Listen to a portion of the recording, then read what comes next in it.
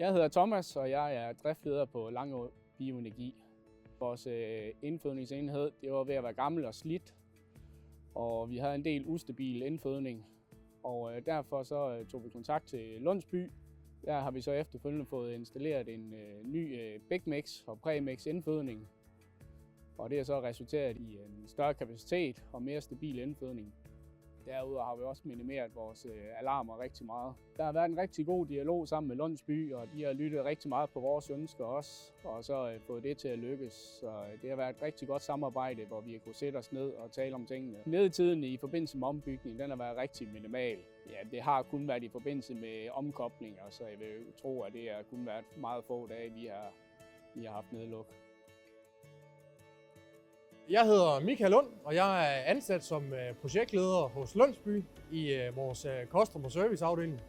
Første fase i anlægget for, var, at vi kunne tage den ene tank ud af drift hernede, som vi skulle isolere og lægge en ny dug på. Jamen, det var, at vi kunne få lavet en ny gasledning, da man herude på anlægget var ramt af, at al gassen skulle håndteres igennem en tank.